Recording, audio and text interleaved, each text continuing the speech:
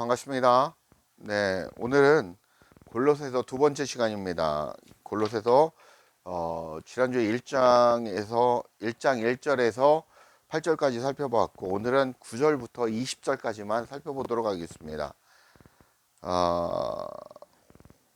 9장 오늘 말씀을 세 가지 파트로 나누어지는데요. 9절부터 12절까지는 바울의 기도 내용을 얘기하고 있고, 13절에서 18절의 말씀은 예수 그리스도에 대해서 설명을 하고 있습니다. 그리고 19절에서 20절 말씀 뒤로 이어지는데 성부 하나님의 마음에 대해서 얘기를 하고 있습니다. 그래서 오늘은 이 부분을 좀 살펴보고 연구하는 시간을 갖도록 하겠습니다. 먼저 9절입니다.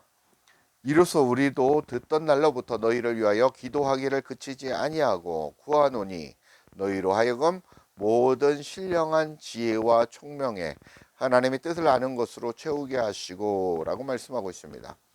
골로새 교회 성도들을 위해 기도하는 내용이 9절부터 이제 시작이 되는데, 먼저 너희가 하나님의 모든 지혜와 하나님의 권능의 능력으로 하나님의 뜻을 알고 채워야 한다라는 것입니다.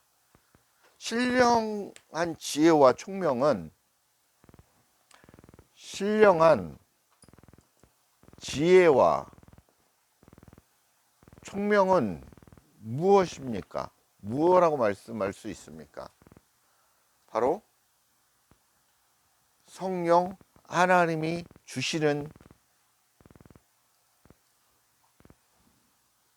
것들이 바로 신령한 지혜와 총명이라는 것입니까? 성령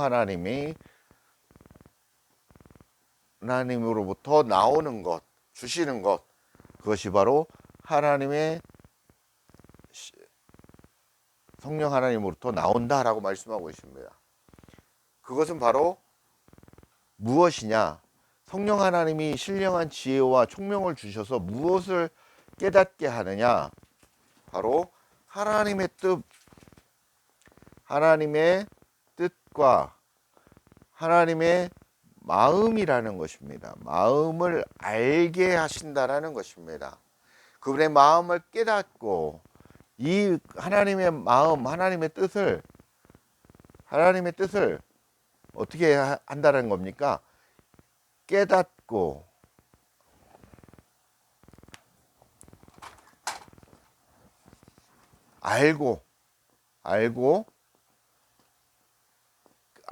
깨달아서 깨닫고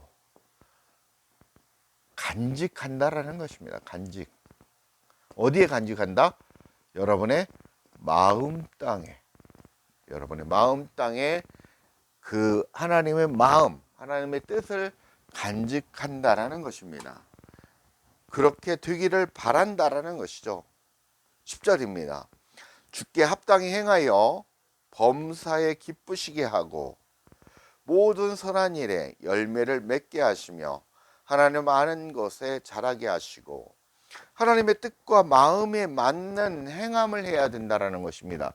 자, 우리가 하나님의 마음과 뜻을 알고 깨닫고 간직했다면 어떻게 해야 된다라는 것입니까? 그대로 순종해라. 우리가 얘기하는 순종, 행해야 된다라는 것이죠. 행함.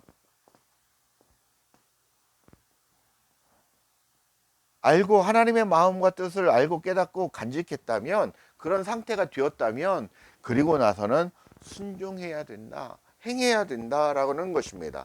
그렇게 되어야 된다라는 것입니다.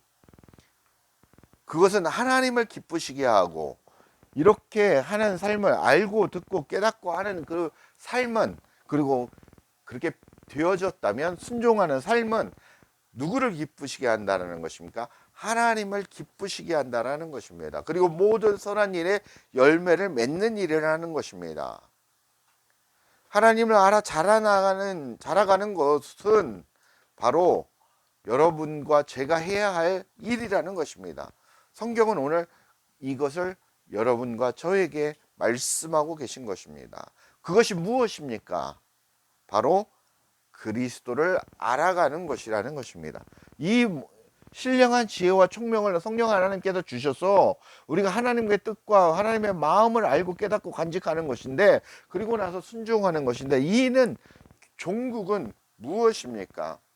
그리스도를 알아가는 것입니다. 이 얘기는 결론, 종국은 그리스도를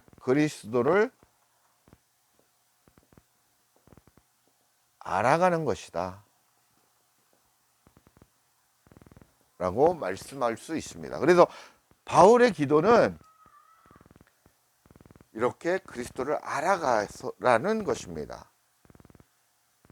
그리고 그분과 하나 되어 살아가라는 것입니다. 그리고 이 얘기는 뭐냐면 플러스 연합되어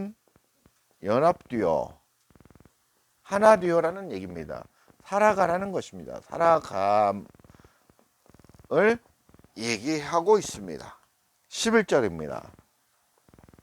그 영광의 힘을 쫓아 모든 능력으로 능하게 하시며 기쁨으로 모든 견딤과 오래 참음에 이르게 하시고 라고 말씀하고 있습니다. 그 영광의 힘을 쫓아, 그 영광의 힘은 하나님의 능력으로 무덤에서 예수를 일으킨 능력이요, 환난에서 기뻐할 수 있는 능력인 것입니다. 곧 성삼위일체의 하나님의 힘을 말하고 있는 것입니다. 능하게 하시며, 뒤에 나오는 그 하나님의 힘을 쫓아 모든 능력으로 능하게 하시며 라고 되어 있는데, 능하게 하시면은 되나무 메노이라는 현재형으로 쓰였습니다. 헬라어. 성도에게 발휘되는 능력은 하나님으로부터 임하는 것일 뿐만 아니라 어떻게 해야 된다는 것입니다. 그러니까 지속적으로 그 힘을 받아야 된다는 것입니다. 그러니까 우리는 하나님으로부터 그 능력과 권능을 받는데 어떻게 해야 된다는 거죠? 지속적으로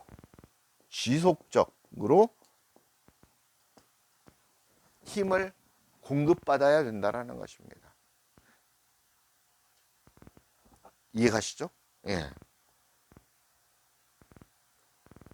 견딤, 그 지속적으로 받아야 되는데, 이는 기쁨으로 모든 견딤과 오래 참음에 이르게 하시고 라고 말씀하고 있습니다. 견딤은 헬라어 휘포모네인이라는 뜻으로 말로 정해진 목표 지점을 향해 고난을 무릅쓰며 정진하는 것을 뜻합니다. 경주자가 총력을 기울여 달려가는 것에 대해서도 사용하는 말인데, 오래 참음은 마크로드미안이라는 말로 무거운 짐에 눌리거나 실패를 당하여도 좌절하지 않고 밀고 나가는 불굴의 투지를 얘기하고 있습니다. 분명 견딤과 오래 참음은 즐거운 것과 기쁜 것과 먼 것이라는 것입니다. 그죠? 내가 견뎌내야 되고 힘겨움을 이겨내야 된다는 거죠. 그것은 즐겁지 않다라는 것입니다. 그럼에도 불구하고 그것들을 기쁨으로 내가 감당할 수 있는 것은 바로 영광의 힘인 하나님의 힘이 나를 도와주시고 나와 함께 하기 때문이라는 것입니다. 바로 성삼위일체 하나님께서 여러분과 함께 힘을 주시고 능력을 주시고 함께 살아가고 있다는 것입니다. 그것을 여러분들이 깨달으셔야 된다는 것입니다. 정리하면 하나님의 영광의 힘은 내가 끝까지 그리스도인의 모습으로 성장해가는 것을 인도하시고 도와주시는데, 그 힘은 내가 기쁨으로 모든 일을 이겨낼 수 있게 만드신다라는 것입니다. 12절입니다. 바울의 기도 내용의 마지막 절입니다. 우리로 하여금 빛 가운데서 성도의 기업의 부분을 얻기에 합당하게 하신 아버지께 감사하게 하시기를 원하노라 라고 말씀하고 있습니다. 우리로 하여금 빛 가운데서, 빛이 누구십니까? 그리스도 아닙니까? 하나님 아니십니까? 그리스도 가운데서 또는 성령의 인도함 가운데서 성도의 기업의 부분을 얻기에 합당하신 아버지께 감사하라는 것입니다. 성도의 기업은 무엇입니까? 우리가 얻을 미래의 영광적인 일들, 성도의 면류관을 말씀하고 있는 것입니다. 영적인 영광을 얘기하는 것이죠. 우리의 기업은, 우리의 면류관은 무엇입니까? 바로 내가 참 교회가 되어서 그 참 교회, 그리스도를 잘 증거하는 즐거움으로 그 복음을, 말씀을 받는 자가 참 교회가 되는 것이 하나님이 기뻐하시는 진짜 영광이 되는 것이고 우리의 면류관이라는 것입니다. 12절의 핵심은 감사하라는 것입니다. 다시 한번 읽어보겠습니다. 우리로 하여금 빛 가운데서 성도의 기업의 부분을 얻기에 합당하신 아버지께 감사하라는 것입니다. 감사하게 하시기를 원하노라. 너희들은 감사하라는 것입니다. 감사는 열매 맺음, 그리고 자라남, 능하게 됨에 이어지는 신앙의 중요한 덕목이라는 것입니다. 성도들의 필연적인 삶의 양식이라는 것입니다. 왜냐하면 하나님께서 자격이 없는 자의 우리에게 은혜를 베푸시고 자격을 주시고, 그리고 또한 하나님의 백성으로, 하나님의 자녀로, 아버지라 부를 수 있는 은혜를 주셨다라는 것입니다. 그렇게 은혜의 자격을 받아서 우리가 영적인 기업까지 하나님은 허락하셨고, 허락하셨으므로 우리는 감사로 그 은혜에 대한 합당한 우리의 모습으로 살아가야 된다라는 것입니다. 그렇게 우리가 변화되는 삶을 사셔야 되는 것입니다. 두 번째, 13절에서 18절은 예수 그리스도에 대해서 얘기한다고 설명을 했습니다. 13절 한번 보겠습니다. 그가 우리를 흑암의 권세에서 견뎌내사 그의 사랑의 아들이 나라로 옮기셨으니, 예수 그리스도께서는 우리를 흑암에서 어디로 건져냈습니까? 아버지의 나라로 소속을 바꾸었다라는 것입니다. 흑암에서 우리를 빛 가운데로 인도하셨고 죽음에서 우리를 생명으로 인도하셨다라는 것입니다. 흑암, 악의 권세에서, 마귀의 권세에서 아버지의 나라, 하나님의 나라로 우리를 소속을 바꾸어 주셨다라는 것입니다. 건져내셨다라는 것입니다. 그의 사랑의 아들의 나라로 우리를 옮기셨다라고 말씀하고 있습니다. 14절에 그 아들 안에서, 누구 아들 안에서? 그리스도 안에서 우리가 구속 곧 죄사함을 얻었다라고 얘기하십니다. 구속을 받았고 죄사함을 얻었다라고 말씀을 하고 있는 것입니다. 그리스도를 통해서 우리가 죄사함, 죄를 없이 인정하시는 거죠. 없는 것으로 인정하시는 것입니다. 지워주시는 것입니다. 예수 그리스도의 피로 덮어주시는 것입니다. 그래서 우리는 깨끗게 된 자가 된 것입니다. 15절입니다. 그럼 보이지 아니하는 하나님의 형상이요 모든 창조물보다 먼저 된 자녀라고 얘기해요. 하나님의 형상이라고 나와 있습니다. 하나님의 형상. 이 얘기는 무엇입니까? 하나님이시라는 얘기입니다.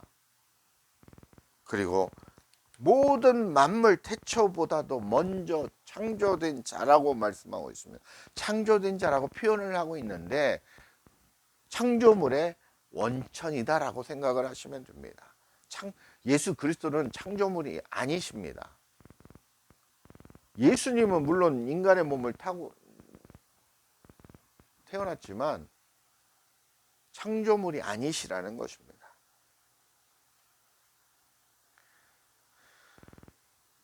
16절입니다. 만물이 그에게로부터 창조되되 하늘과 땅에서 보이는 것들과 보이지 않는 것들과 혹은 보좌들이나 주관자들이나 정사들이나 권세들이나 만물이 다 그로 말미암고 그를 위하여 창조되었다라고 말씀하고 있습니다. 예수 그리스도를 통해서 만물이 창조되었다라는 것입니다. 결론은 그리스도는 창조자라는 것입니다. 창조자라기보다 창조주라고 해야겠죠. 창조주라는 것입니다. 그리고 그를 위하여 만물의 창조 목적은 누구를 위하여? 창조주를 위하여 창조되었다라는 것입니다. 누가? 만물의 목적은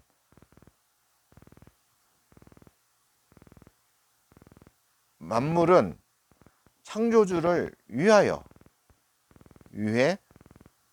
창조되었다라는 것입니다. 17절 또한 그가 만물보다 먼저 계시고 만물이 그와 그 안에 함께 섰느니라 라고 말씀하고, 이 얘기는 뭐냐면 모든 만물은, 세상 우주 만물 모든 것은 다 어디로부터 나왔습니까? 그리스도 안에서부터 나왔다라는 것입니다. 그렇게 나왔다라는 것입니다.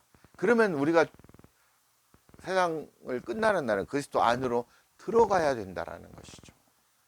그게 하늘의 원리입니다.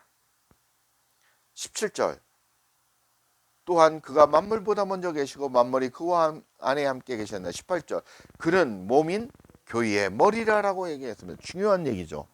몸인 교회 머리라고 얘기했습니다. 우리 교회의 머리가 바로 그리스도이십니다. 그리스도 하나님이시라는 것입니다. 그가 근본이요, 우리의 근본이라는 것입니다. 우리의 본향이고 본질이라는 것입니다.